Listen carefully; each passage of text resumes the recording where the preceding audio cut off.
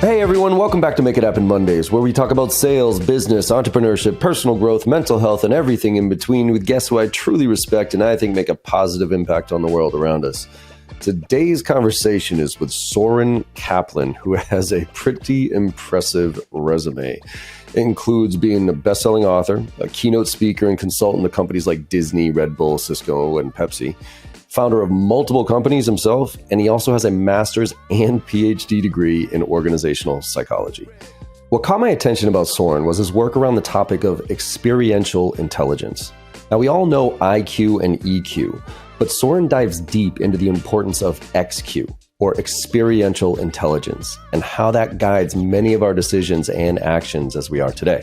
So we start the conversation by going back on both of our personal experiences growing up and how those experiences have shaped us into who we are today.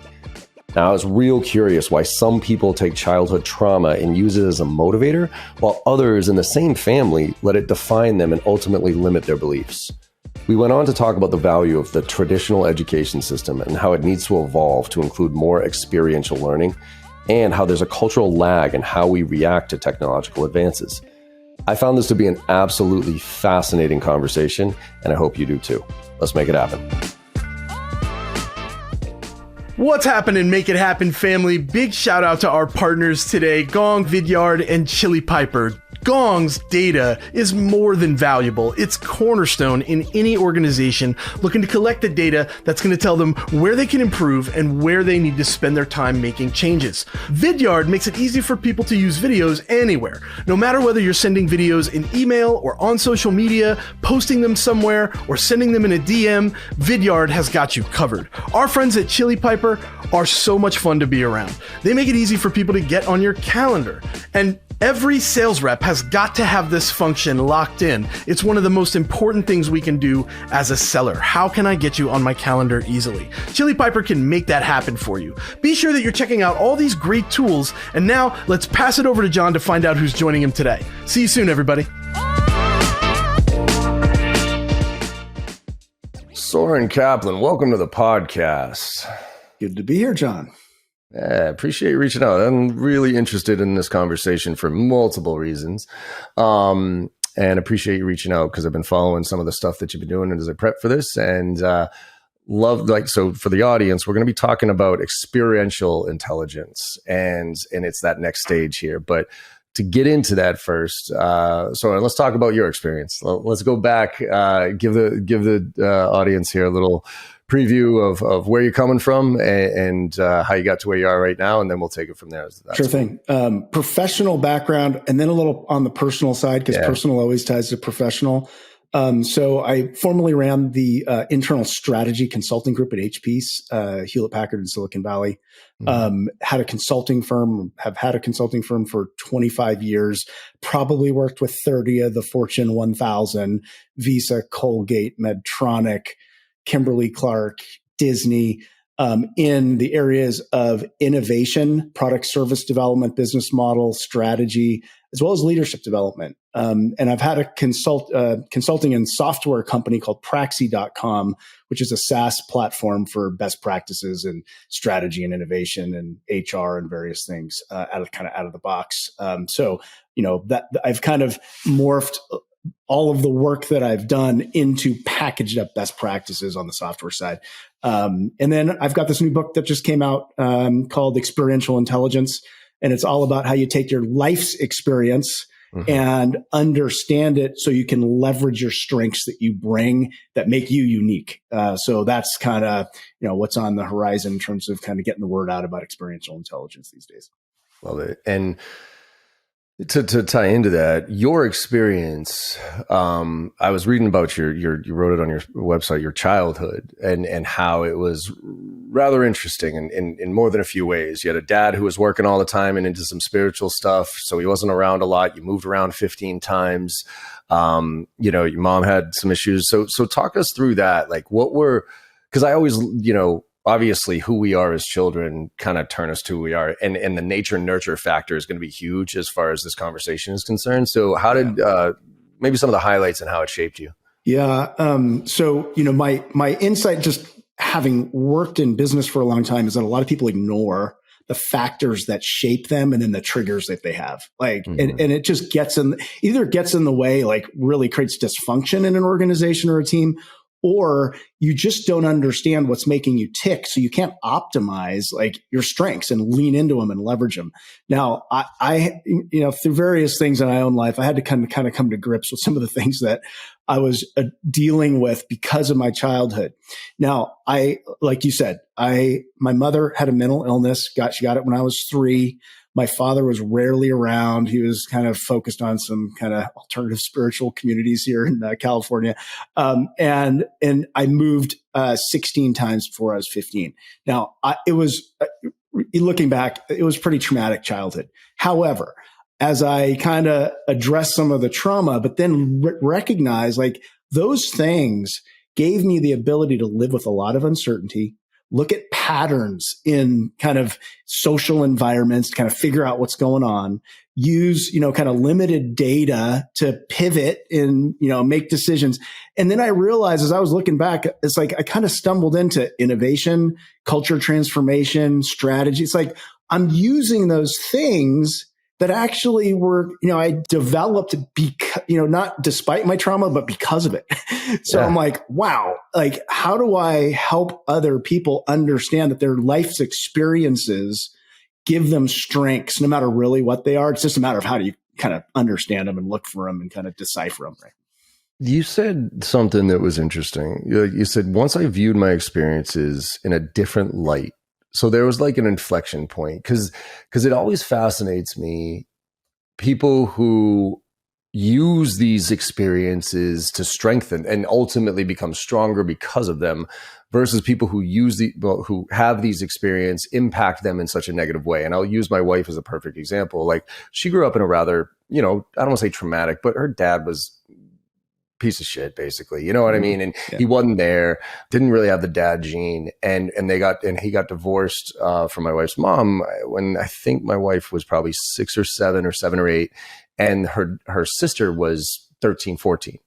Right. So my wife used that as motivation to say, you know what, I'm gonna take this. I'm gonna succeed despite this hand I've been dealt. Her sister took the exact opposite, right? Her sister is now stuck in a world of depression and all sorts of stuff, and it all stems back from that trauma when she was a kid. So for you, look, I got a 12-year-old daughter right now. I can't imagine. I've said I am quote unquote stuck in my house now. As much as I hate the winter here in Boston, and my wife hates the winter here in Boston. I'm looking at snow right now, which I'm not a big fan of.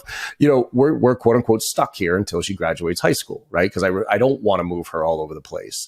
So what was that inflection point for you, and why do you think some people take it as a motivator and some people take it as I don't want to say excuse, but it drags them down as opposed to pushing them up? Yeah, it's a great question. The things that happen to us, and I'll say that, it's what happens to us as we're young and we're growing up, like things happen to us. It's not like, a child has a lot of discretion. Things happen and you respond. Yeah. Now, those things that happen create oftentimes beliefs about yourself, about the world, about other people. And so those beliefs can, they can be positive too. Like, you can have a belief like, you can do anything or whatever it is, but they can also be self-limiting beliefs. And the trauma, kind of the trauma stuff oftentimes creates self-limiting beliefs. Like, your wife's father, piece of shit. My father was not around and didn't want to spend time with me. And so, those self-limiting beliefs, like I'm not worthy of attention. Or, I don't deserve the successes that I, could potentially create. Those things can really get in the way of your goals. And so for me, I had a number of different, kind of struggles personally with, separation from my wife and struggles with I have 2 daughters. And I tried to, kind of look internally as much as possible and say, what are these things getting in my way? The fear of disconnection with other human beings. So I didn't, discipline my daughters and kind of provide a structure. I was kind of loosey-goosey dad. And, those are very personal things to me. But there's some patterns that exist that actually apply more broadly. And it's psychology, it's neurology, it's sociology. When those things combine, you can start to realize that we all are impacted by our experiences, and we all have things to overcome, but we all have assets that we've gained from them. And so what I was able to do through a lot of work, being vulnerable with people I trust, doing some, therapeutic work called EMDR, which is eye movement desensitization response, which basically kind of rewires your brain from trauma. There's a lot of research on that. And I addressed some of the bigger things. And then I was able to say, wait, I can look at my own internal world a little bit differently. Meditation also helps, by the way, to kind of get grounded. And so there was a bunch of things I did, but it was kind of hitting rock bottom as I defined it for myself, and then kind of recognizing that, there's some patterns that exist that I needed to address in myself, but then there's broader patterns that I think I can help other people address too. And so, that's kind of how I came to it all. What was that? What was the acronym you used for the therapy? It's called EMDR.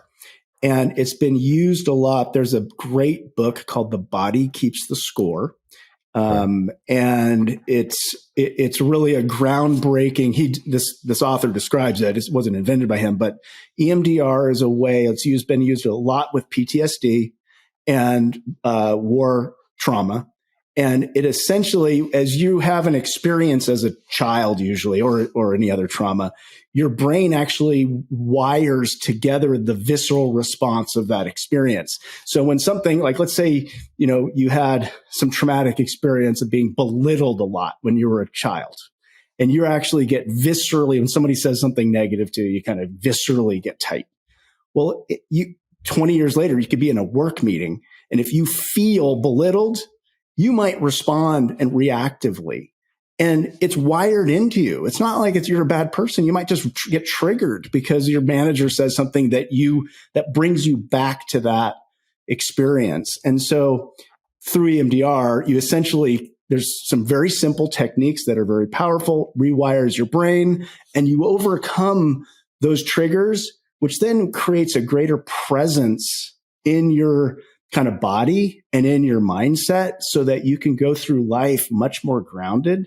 And you combine some of that with like meditation, and you then can open yourself up to be more aware of your own internal process and see your strengths in a new light. And that's exactly the dynamic that I went through. And it's helped me personally, back together with my wife, family doing great. My businesses are doing great. And so like you can like look at what you need to heal from, but then what you can leverage because you see things differently after that. Yeah, totally.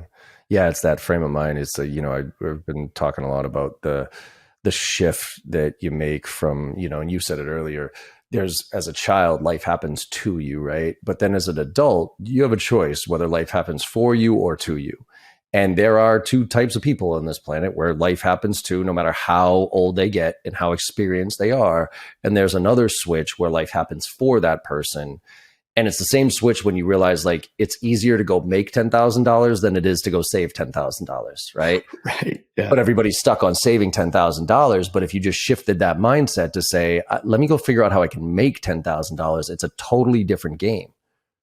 And so those mindsets get instilled early on a lot of times, or over a period of time. So, the notion that, and it can be different for different people. That's some of the other challenge. But like, I grew up with very little materially, we didn't have a lot of money. So I've always been very thrifty, and like that saving mindset is something that's in me. But I also have recognized I need to be entrepreneurial, because I need to create, no one's going to create it for me.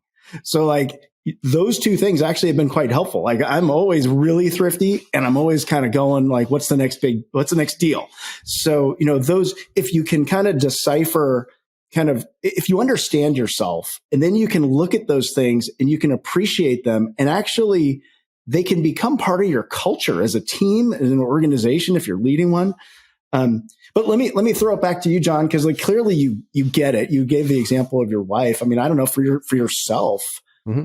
When you look at the experiences you had, and they could be either positive or some of the bigger challenges you've had, growing up or whatever. Mm-hmm. What were those experiences? And then what were kind of the mindsets you got from them, or the abilities that you got for them that you use today to do what you do? I mean, you're quite successful. So how have you leveraged that in, kind of from the past into your present and future? Maybe you can bring that to life. I think people. Yeah. I mean, I haven't done a lot, for me, thankfully, or not, I guess. I grew up with a pretty strong backgrounds and my parents were married for 55 years until my dad passed away. I had the entrepreneurial gene, even though I didn't know it though. So here's where I think a certain inflection point was. So my mom, I'm 9 years older than my sister. 9 years younger than my sister.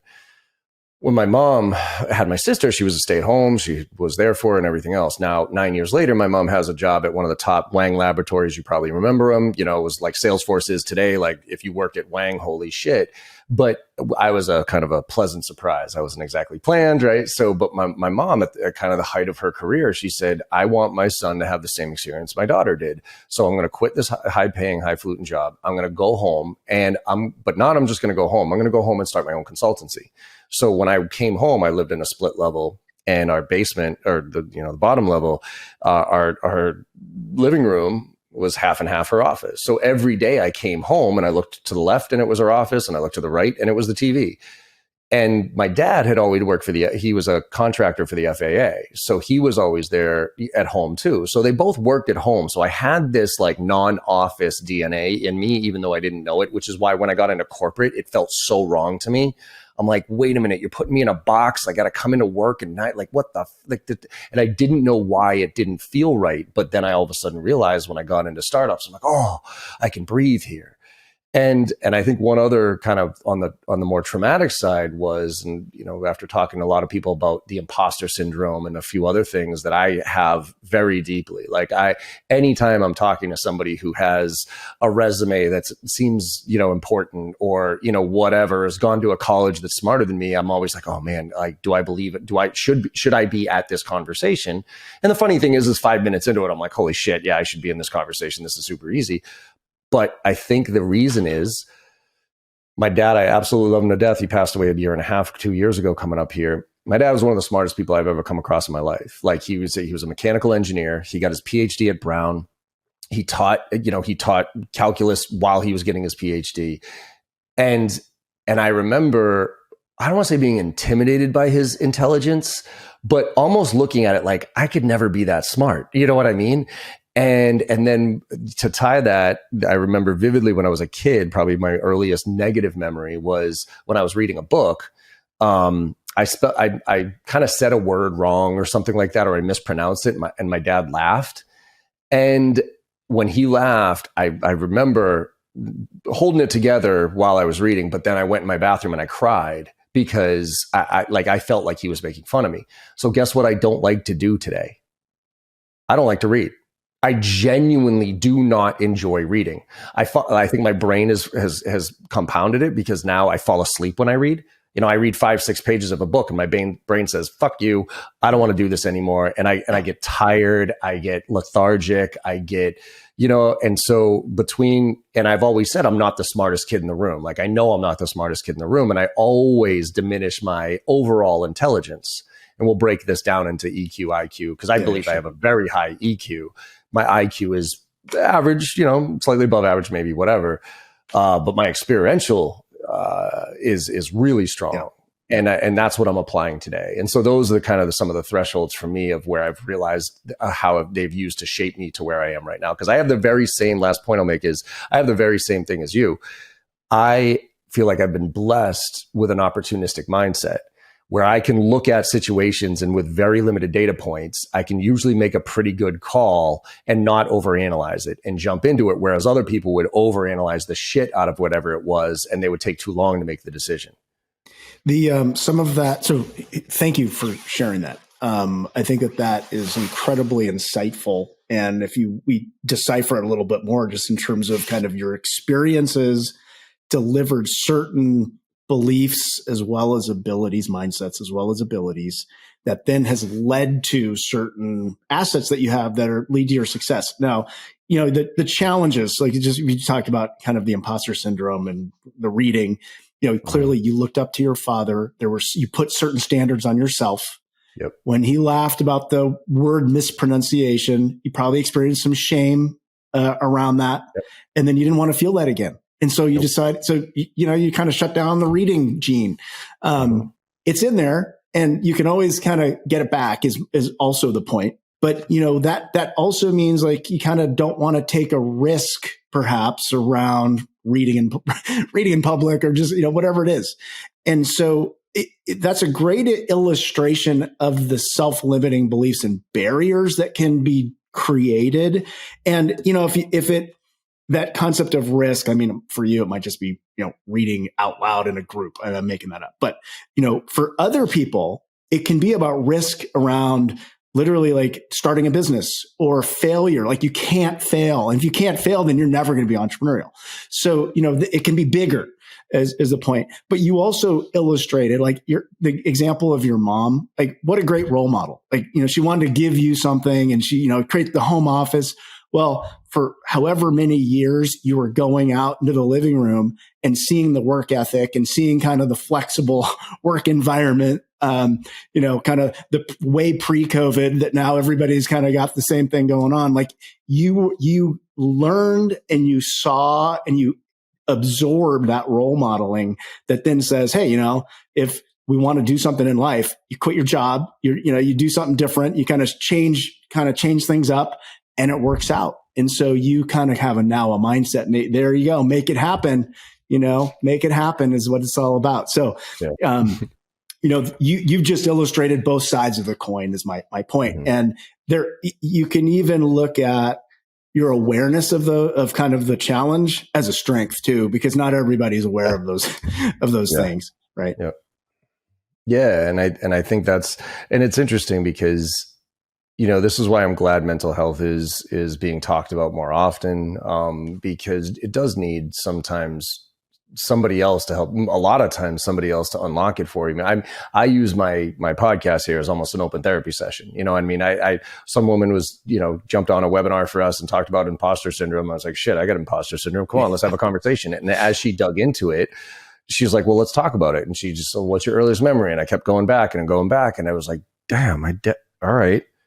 Because I've always diminished my intelligence. I've always said, well, I've worked my ass off. I got a 3.6, so I did, but I had to work my ass off for it. And, I'm not going to go to Harvard, blah, blah, blah, blah, blah. Who fucking cares? But I've also diminished education. And this is where I want to take this because I've diminished in my mind education, the value of it and all that other stuff, as far as like, the traditional education. I changed my opinion recently on my disdain for institutional education with Neil deGrasse. So Neil deGrasse, he said, because everybody talks about calculus, right? Like, who the fuck needs calculus? Like, unless you're going to be a professor, blah, blah, blah. Like, who the fuck needs calculus, right? And I've always said that. It's like, hey, Siri, what's the square root of 8,900,000,000? Like, I don't need that. Like, my teachers, I'm sure, same to you. Like, I always used to ask, like, why do I need to know this? And they'd be like, well, it's not like in the future you're going to be walking around with a calculator in your pocket. It's like, hey, Mrs. Reed. Yes, I am. But what he said was, that's what everybody says. He's like, it's not about calculus. It's about learning calculus, because the way your brain works to try to figure out calculus is wiring your brain in a certain way so that in the future you can figure out other stuff. It doesn't even have to be math oriented. It's the way it's wiring your brain. And so could you help me answer the question of what the value of higher education is right now, with that as a caveat? Because I'm sitting there looking at what happened with ChatGPT. There's a million different ways to make money right now for kids, and going into school for $200,000 worth of debt to get a $40,000 a year job and have to live, based on somebody else's rules like that playbook is over. So could you help me understand where formal education has a real value to it, and then how we're evolving here and what we should be focusing on to teach these kids as opposed to what we've been teaching them for the past 50 years in the industrialized revolution area of education? Well, let me cut through some myths first. So what percentage, I'm going to throw this back at you. What percentage of someone's success is tied to their IQ score? My opinion is, I would say very low. I would say sub 20%. Yeah. So that's typically the response I get. And there's no concrete data that actually answers that question. But most people have come to the conclusion that at least in today's disruptive world, it's low. And that's because, what is an IQ score? It's this test that has been around for 100 years, but it's been ingrained in our culture. Just like you said, I think you said earlier, like if you're talking to somebody who went to Harvard, you feel like a kind of a piece of shit because like I couldn't get into Harvard and neither could I. You and I had the same GPA, by the way. But both, I think that there's this cultural undercurrent and assumption the smarter you are, the more successful you'll be in business. But even in life, there's like this kind of like, oh, you're really smart. You got it made. Like, no, that's bullshit. So really what is the secret sauce for today's world is two things. Well, the intelligence is kind of the intellectual intelligence, kind of that left brain. That's the analytical side. There is some merit to that, of course. You can't be an idiot. Right. Yeah. But there's two other factors. You have emotional intelligence. Now that was introduced 50 years ago. It got popularized in the 1990s through the book Emotional Intelligence by Dan Goleman. And it's the recognition. Now for salespeople, it's really important because it's the recognition that being in touch with your own emotions and then the emotions of other people is an absolute success factor in business and life and leadership. And so I truly believe that. And if you're a salesperson, you need to read people. You need to understand kind of how they're responding. You need to know yourself. If you're getting frustrated, you're going to turn them off, all that kind of stuff. Then there's the experiential intelligence too. So, okay, the analytical mind, the emotional side, and then what are the mindsets that you bring to it? What are the abilities you have and kind of what are the key skills that you're bringing your know-how? That's experience. So your experiences, the more you can have experiences and get to your higher ed question, the better, because the experience of doing calculus, it's not about it's not about calculus. It's about the experience of doing it that gives you know-how and gives you the ability to kind of connect complex ideas or whatever that then you apply to some other context later down the line that you're not even thinking, oh, I'm able to make connections in this organization from this product to this, kind of business model. And it's because of calculus. No, it just becomes who you are. That's your experiential intelligence. So the idea here is that you want to create as many experiences as possible. So there's a university called Minerva University. They're in San Francisco. There's a bunch of kind of Silicon Valley folks that funded them. But the idea is that it's higher ed, but you go to school virtually. They're trying to create a scalable model, but they have their students living in like 6 or 8 different countries so that you get that visceral, kind of life experience. And then they also place them in internships that are real practical, like IDEO would be an example, like a product design firm in Silicon Valley. And so what these students are getting is deep experience. And so, is higher ed's days numbered? I think the traditional gatekeeping function of a diploma is numbered. I think higher education has to reinvent itself. The business model is broken and the approach is broken. But there's still value if you make it about experience and you make the business model unbroken. There's a lot of that could be a whole other conversation.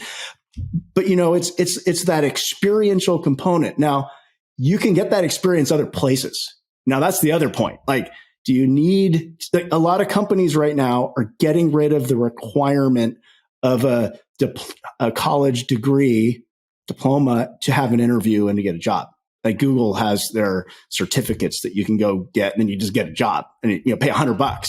So I think a lot of organizations are recognizing if you use that as a gatekeeping function, you're locking out the talent that's going to drive your future. So you can't do that anymore. Universities haven't fully figured it out, and I think that we've got to reinvent the model there as well. Yeah, there's no question. My sister, again, 9 years older, She went to Northeastern University here in Boston, and I love their model. It's semester on, semester off, semester on, semester off. You learn something, then you go get an internship. Then you learn something, then you go get an internship. And what was beautiful about that was my sister graduated, not necessarily knowing what she wanted to do, but she graduated absolutely knowing what she didn't want to do, right? And so it gave her a different perspective. And I just wish all colleges were like that, where it was just like, you learn something, you go apply it. You learn something, you go apply it. Funny anecdote. My daughter, during COVID, I think she was like a sophomore in college, and COVID hits, and she's just like, I'm not doing this virtual thing. Like, fuck this. It's like, she's out. I'm like, okay, well, we can fund you for, 6 months, and then you're just on your own. Like, no 529 plan. You're done. Yep. And within that a period of time, she got a job running marketing at a big real estate company and also created her own social media marketing firm. And now she's like totally support. She went back to school after like 2 years, but she's got a thriving business, and she's now in school going, these professors are a little ivory tower. They kind of don't know how the real world works. And she does because of the experience that kind of was forced upon her. She forced herself to have. And that's just a wonderful little testament, I think, to the value of taking a year off or taking a gap year or whatever it is to give yourself life experience. And those internships, also like just if you can afford it, volunteer and do something on the side and just get those experiences under your belt. And then the experiential intelligence side is to extrapolate from those experiences. What did you learn in terms of how you think differently now, and communicate that, and the abilities that you gained that are kind of, yes, skills are important. Those are kind of like the blocking and tackling. I can use, Word and Excel, but the abilities around, I can do a competitive analysis. I can think about business models, and I can define a business model. Those are the higher order abilities. So, if you can create those experiences, and even on your, even if you are in the business world now, look at your resume and think about what are those knowledge, the knowledge and skills, the higher order abilities, and then what you bring in terms of mindsets. And usually that's what's being looked for these days when people are hiring. So just a thought there. What's up, everybody? I know you're enjoying this conversation. John does a great job with genuine curiosity on these episodes, and our guests consistently bring the heat. We want to take a moment here and let you know that you've got an opportunity to become better than you were yesterday. And you can do so by gaining access to all of JB Sales' content. All of their training, tips, techniques, tactics, and takeaways can be yours for $1 a day. $365 for the year gets you annual access to everything, including our private Slack channel for members only, which you get access to all of us directly 100% of the time, 24 hours a day. And then at the same time, you're going to get access to our bi-weekly Ask Me Anything sessions, where you can bring real deals to the table and get the help that you need where you need it. This is very, very important. Sales reps that invest in themselves are often found at the tops of their leaderboards. Join us today and get the help you need to become the seller that you deserve to be. That URL, one more time, is joinjbsales.com. Let's get back to the show with JB and our guest for this week. Why don't you think we as a Western society celebrate experience as much as Eastern cultures do? For instance, like we don't, like there's that whole, I think there's a survey that they do in regions, and it's like, if you were on a boat and you could only save one person, and it was your child, your wife, and your grandmother, who would you save? Here in the US, it's the kid 1,000% of the time, because it's like they haven't lived their life and they need a chance, right? Most other East, like China and all those cultures, they would save the grandparents.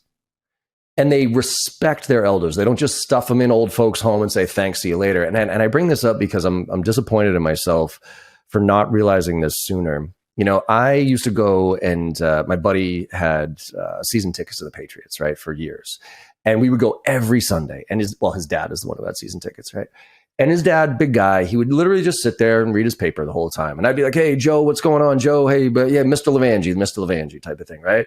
And I never engaged with him. I never, maybe a few niceties, whatever. And when he passed away, his obituary, I read his obituary, and I was so disappointed in myself because like he had 4 startups. He was part of 2 venture capital firms. Like, and I'm like, the amount I could have learned from this guy just by sitting down for 1 beer a weekend with him and just taking a half an hour out of my binge drinking fest there would have been immense. I would have been able to get my MBA from this guy. But yet we all are like, oh, that's so-and-so's dad. Oh, that's grandpa. Like, who cares? Like, why do you think we devalue it so much in Western culture? It's a great question. Our culture, and the way it's evolved, we really want instant gratification. We want instant results. We want quantifiable kind of value. We're very financially driven, motivated in our culture as well. And so when you look at those things, the patience required and the work required to hear someone's story and then internalize it in terms of, well, what am I learning from it, and then how does it apply to me? So it's like kind of takes work. Yeah. It takes a lot of work. Yeah. So when you look at other cultures, I traveled. One of the greatest gifts my father gave to me. My father was like I mentioned, not around a lot, but he was very connected to some of the Eastern mystics in India. And he gave me a trip. I traveled alone right when I graduated college to India for a couple weeks, and it blew my mind. And those kinds of experiences, it kind of taught me that there's so many. There's different cultures. Like that culture really values experience and kind of daily presence and meditation. And it's changing a little bit now, but like when I was there in the 1990s, there was no, I think I saw a Domino's pizza driver on a scooter, and that was the only like Western influence in the whole country. There's a presence of, every moment is experience. And if every moment's experience, how do you really recognize what's happening around you, where the, kind of energy and connections are with other people, and kind of being very grounded in that.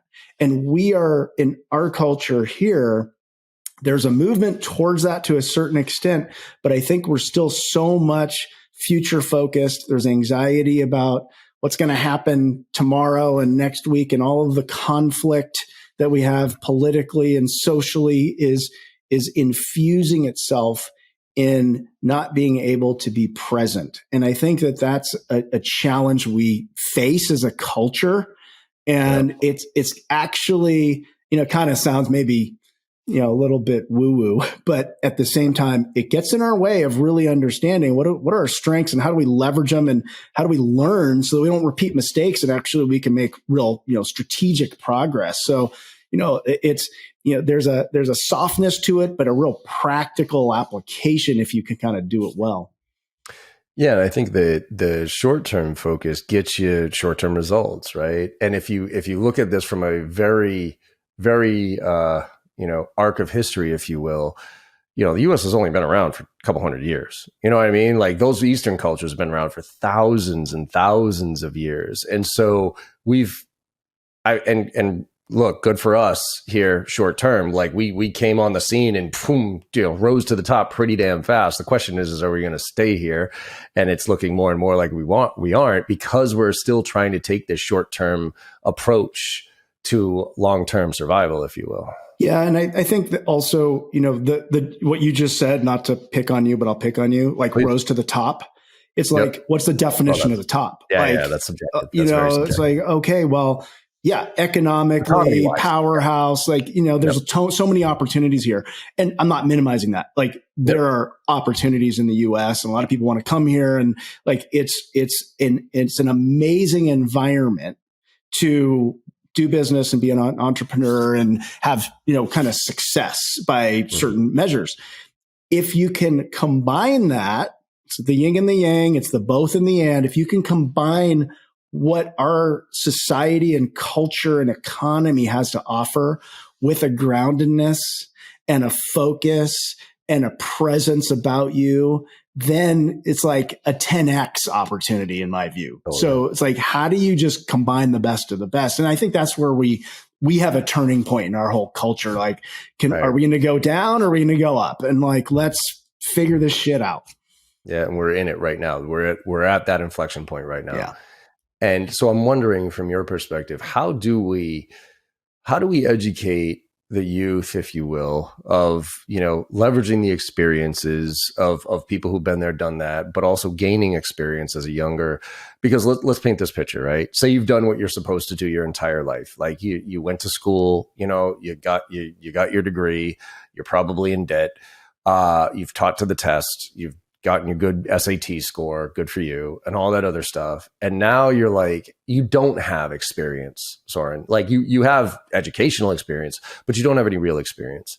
Because there's this theory that I have or my discussion around this point is Gen Xer, right? Last generation to kind of figure it out. Right. When you and I were kids, mom kicked us out of the house, said, burn down the house, just don't burn things down, be back by dinner. See you later. Right. We were what are they called? Whatever kids that get grown up by the TV, right? That type of stuff. So, but now every kid, their lives are so structured, it's painful. Right. And I look at this with my daughter, right? They go from school to this hour, then they have soccer practice for 2 hours. Then they have, iPad for 30 minutes. So they go through their whole lives structured. And then they get out into the real world and they have some idiot like me look at them and say, hey, figure it out. And the kid says, what do you mean figure it out? Right? Tell me what to do. And so the response from somebody who's been there, done that, experience, oh, you don't know what to do? Let me tell you exactly what to do. And in our world of sales, it's here's a script, here's a template, here's the slide deck. And you give a kid a template, a slide deck, a script, who's been taught to those things their entire life. They will read the template, they will read the script, they will read the presentation. So my answer to it is structure, not scripts. Give them structure, let them play within that structure. But we have to give it to them because right now they have none. And I think without structure, this generation is struggling. With structure, they'll execute better than you and I ever would. The concept of experiential intelligence is, I've applied it in my book to business and teams and, to a certain extent, psychology, because it's like we're all people and we got to come, see our shit in order to improve ourselves and achieve our goals and stuff. But it's a broad concept, just like IQ and emotional intelligence. Yeah. You want to think about it as a parent. You want to think about it as a teacher. You want to think about it as a community. And so you're a great example because, the whole helicopter parenting and kind of what the structure is, that the overstructure that's happening. If you think about what builds resilience and what builds creativity, it's lack of structure. It's lack of structure. So like, if you want to be a good parent these days, it's about creating structure for downtime or giving your kid options so they can figure out what they care about and not forcing things on them. Like, here's 4 or 5 things, or let's open the catalog of the community, kind of events that are happening, and let's pick one this week. There's various things that we can do within a structure to have unstructured structure. And I think that is a message that we need to kind of instill more in formal education and higher. You mentioned higher education, also giving people options or, kind of various internships or, kind of, you have to do this, but the world's your oyster, figure it out. And so that I think that those are the things that we need to provide as structure so that we can build the abilities and the way to think about choices, to think about options, think about like what is going to work here and not work here. And what do I really care about as a human being? Because with that overstructure, you lose yourself. And so we need to help our kids find themselves and build muscle memory around creativity and strategic thinking and, abilities to navigate uncertainty and all of that kind of stuff. Yeah, I think that's, it's a challenge because of the demands right now. And I think going back to the point of, I think we're at the inflection point of the breaking of this do everything perfectly, and because we're watching it fall apart. We're watching these kids, and that's the part that kind of scares me the most, is that these all these cool tools and all this new technology that's out there. Quick example. Selling, like my first few years in sales, I went to every networking event. I cold-called all day long, but I would go to every networking event at night, and I would shake hands, kiss babies, and just get to know people, right? So when LinkedIn came out, it was very natural for me to figure out LinkedIn. I was like, oh, this just puts what I do on steroids, and I know how to do this and that, but I know how to do it the right way, right? So there's all this technology, but without the context of this technology. So quick example, this kid I was watching on TikTok the other day, he used ChatGPT to auto respond to every customer service response that came in. And it was a really thoughtful email that you would get if you put in a customer service. But I sat there and I was like, this kid's 16 years old. He doesn't know what customer success is. He genuinely doesn't even know what customer success means. So how can he use a technology? But here's actually my question for you, Soren. Is it a bad thing in the sense that he's using his different types of intelligence, whether it's IQ or whatever it is, to learn this technology to do something he doesn't know how to do? And the technology is probably ultimately going to do it better than a human would anyway. So is that a bad thing? I don't think it's a bad thing. Not at all. But if you take a bigger picture look at what's happening in our environment, the term that is happening is called cultural lag. It basically means the technology advances faster than our ability to respond to it. And we've seen that with, I don't even have to go through the list, but the idea that, okay, you've got ChatGPT, it can now create these algorithms and you can kind of build tools with it that you have really no clue even about what customer success is. Like, this kid somehow learned kind of what it was conceptually, built something and put it out there. And it's like, to me, it's the same thing as he painted a painting and put it out there. It might be a piece of shit and no one's going to, people will ignore it, or it might be pretty brilliant. He's an ex-Picasso and somebody's going to discover him and then put funding behind it, and it turns into something hopefully of value. So like it's just a new creative outlet is how I look at it. But there is the bigger problem of cultural lag, and probably the biggest side effect, and you sort of alluded to this, is mental health and the mental health challenges and problems that we're seeing now with our youth. And so the technology surpassed our foresight to build in mechanisms to support the mental health of our kids who are using it. And that's a travesty, and it's unfortunate. And I think all of us can probably point to challenges because of it in certain ways in our communities and our families and, our friends. And we've got to, I think what we need to do is we need to kind of preemptively recognize that our culture, our policies, our norms, a lot of times it's the companies that have to build this in because they're just so far ahead of any kind of lawmaking or regulatory bodies, and be ethical and be foresightful around what's the end goal. Does being at the top mean all about profit, or does being at the top mean we're helping people and we're being a benefit to society and we're creating a strong culture because we want to compete globally and we need different things other than an economic powerhouse to compete globally. We want sane people and grounded people and educated people from just the standpoint of just knowing who they are as people. Like let's redefine the definition of some of this stuff and then take a leadership position as companies, as teams, to address that cultural lag problem. Yeah, actually, it just popped into my head as you said the regulatory things is, I think this is a great example, or a terrible example, is what happened with FTX and Bitcoin. Mm-hmm. You know what I mean? Like there was like, holy shit, look at this cool technology. Basically, it wasn't a monetary thing. It was a technology. And you got all these kids with no financial background, nothing, you know what I mean? Playing around with markets and all of a sudden creating billions, if not trillions of dollars worth of wealth with no regulation. And basically their only response was, well, it's on the blockchain. So it's like, okay, thanks. But like, there's got to be a regulatory factor in here in case I lose my money on blockchain. So I think that was a perfect example of where technology outgrew our ability to really understand it. And kids without the XQ were using it to create massive amounts of wealth. And then it all came crumbling down because the foundation wasn't there. Yeah. Yeah. Right. And we've seen this over time. It's a human condition. You can look at the history of bubbles, like I lived through the dot-com bubble, but there was a tulip bubble in Europe like 200 years ago.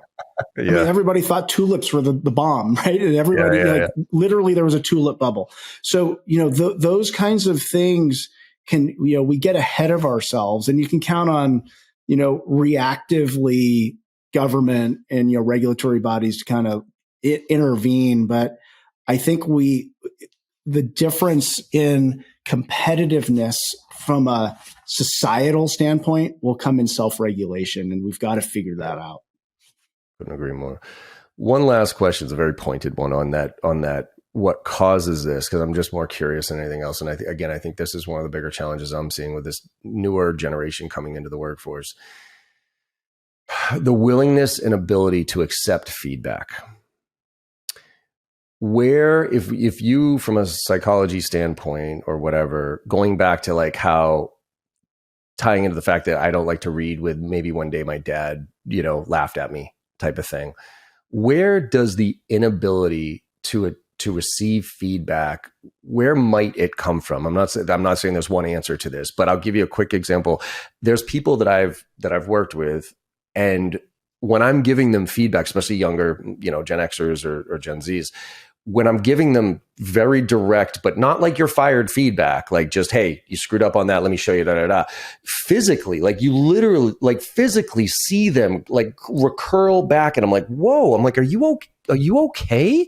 Like, and they'll be like, oh, no, I'm fine. I'm like, and no, I like feedback. I want feedback, but they're like they physically look like they're about to throw up. So where in the world would that experiential component come from, about the visceral physical reaction to getting any type of feedback? Because I think there's a big fear right now of giving any type of feedback to anybody, because there's a fear that it's going to be like, oh my God, you're not sensitive enough. Oh my God, whatever. But feedback is the most important thing that we can give based on our experience. So where does that rooted from? Because I'm trying to figure out if there might be a way that I can uncover it with people to say, hey, did something happen that you don't like this feedback, or I can adjust my approach a little bit differently? Is there something that you could point to on that? So it's a dynamic and a feedback loop. There's certain things you can do to give feedback, but there's also certain things that you can't do, because what is feedback to people who recoil from it? It's a threat, and it's a threat to their sense of self. And so it usually is conjuring up some kind of belief about themselves. They're not good enough. They're a failure. They're, it's usually those kinds of things. And so feedback itself is a threat. Yeah. And so, especially with someone you respect. And so, of course, there's whole courses on how do you give feedback and kind of communicate well and all that. But at the end of the day, I had one of my first bosses, small consulting firm. The partner said, I want feedback because it makes me better. It makes me a better person. And he was even joking, like, he had a mustache. He's like, if I have food in my mustache, I want you to tell me, because how would I know otherwise? I'm like, and that little moment, I mean, this was like 25, 30 years ago, that little moment stuck with me, because feedback is a gift. If given with the intention of care and growth. Now, you can't do anything about someone, however, who has those self-limiting beliefs about what feedback means to them. And I think that that's an opportunity to create a dialogue, though, about what the feedback really does mean. It doesn't mean this. And a lot of times they're not conscious of it. Like, you're not thinking, I don't want I'm recoiling and I don't want feedback because I'm going to feel like a piece of shit, or because I believe I'm a worthless person. Well, you don't have to be a psychologist to kind of get, like, if somebody's struggling with feedback, it's probably because they're struggling with something bigger about themselves. So, just by basically saying what you said, I think this is an opportunity, and this isn't about you as a person. This is about how we can make things better, and how we go after the next deal, or how we create a better team. And then role modeling the vulnerability too, meaning if you're going to give feedback, usually you're in a position to, you're leading a team or something, and being able to say, here's some of the feedback I used to get, or here's some of the feedback I got recently, and I'm working on these things. Because the more vulnerable you can be yourself, people pick up on that, they let down their guard, and then they can be vulnerable back. And you start to, instead of ratcheting up intensity, you kind of create a kind of more grounded environment to have those conversations. Love it. Yeah. And I think a lot of leaders out there need some help trying to figure out how to create those environments to foster that creativity, to share those experiences, because the rules have changed, period. I think COVID was the obvious inflection point, but I think it just accelerated what was happening in the first place. And the last analogy I'll use here is, unfortunately, my favorite team here, the Patriots and Bill Belichick. I genuinely think that the game has passed Bill Belichick by, because he is do as I say, do your job. It doesn't matter how good you are. Tom Brady be damned, even though obviously he's the reason we got at least 3 of the 6 championships. But and this new generation coming into the NFL, that's not how they operate. They want to know why. They look at themselves as a brand. They're trying to figure out, where they fit. They need to understand the reasoning behind it. They're not just, do what I tell you to do. And I fundamentally think that is the problem with Bill Belichick right now, is that he tried this year to do things the way that he's been used to doing them. And I think the same thing with managers. We are so far away from the world of do what I tell you to do, make 50 dials today, that if the ones who are not picking up on that and sharing their XQ, sharing their, building their EQ of their team, those are the ones the reps are going to come and go, within 6 months of working for their organizations. Yeah, I'm big on goals and also principles, operating principles, because those are more flexible. And then from an experiential intelligence standpoint, you need a diverse team. And I'm using diversity in its most broadest way right now in terms of experiences. Like, we all have different experiences, because we all live different lives. How do you look at your team and decipher and even say, what are the things that you've done outside of work, outside of your resume, that you think have given you strengths and assets that you can bring to us? And that's the new secret sauce of talent management and recruiting, is looking at broader views of experience and not being stuck with those resumes, and then leveraging that in a flexible way, and, stacking your team with the diverse experiences and giving principles that are, based in real goals, but also based in values that are meaningful for yourself. And I think that's how we try to start to address some of the challenges that you've been listing off along the way as we've been talking. Yeah. Yeah, well, we're hopefully chipping away. I think we're hopefully at that inflection point. We could start to move this in the right direction here, because if you listen to the news, everything's heading in the wrong direction. But I think we have the opportunity to do our little part at moving in the right one, and hopefully we did that with this conversation here, Soren. So tell everybody where they can find out more information about your book, about what you're doing, and follow you and everything else. My website's my name, SorenKaplan.com, SorenKaplan.com. And you can get the first chapter. You can just download it and check it out. If you do buy the book, I've got a full toolkit with a lot of the kind of practical tools and templates that I've kind of been alluding to and describing as we've been chatting. And then from there, social media on most of the channels, and you can find me there as well. Fantastic. Awesome. Well, I appreciate you coming on here, Soren. I really enjoyed the conversation here. John, very insightful questions, and thank you for bringing to your audience some purposeful, meaningful dialogue as well. Thank you. And everybody listening, hope you enjoyed the conversation as much as I did and got something out of it to hopefully make you think a little bit differently or do something a little bit differently today. And like I always say at the end of my podcast, go out there and make somebody smile today, because no matter how bad your day goes or how bad you think it went, if you make somebody smile today, you know you had a good day, and the world needs a lot more of that right now. So thank you all very much, and I'll see you on the other side. Thank you so much for your time today and listening to the podcast. I hope you enjoyed the conversation as much as I did. With your support and our incredible guests, we're one of the top sales podcasts in the industry with over 1 million downloads, and I can't thank you enough. To keep the momentum going, if you could go to your favorite podcast platform and leave us a 5-star review, I would greatly appreciate it. In return, I will answer any question that you have on Instagram. Hit me up there at John M as in Michael Barrows with a video question or a DM, and I will get right back to you, I promise. And last but not least, if you're looking for training, I'm adjusting my training approach this year, and I'm actually going to be delivering training to the masses. I'll be delivering live training the first and second week of every single month with our 2 marquee courses, Filling the Funnel and Driving to Close, to anybody who wants to join. And it includes membership in our on-demand platform with weekly AMAs. So you can go to jbarrows.com/open to check out the details. Thanks again, and have a great day.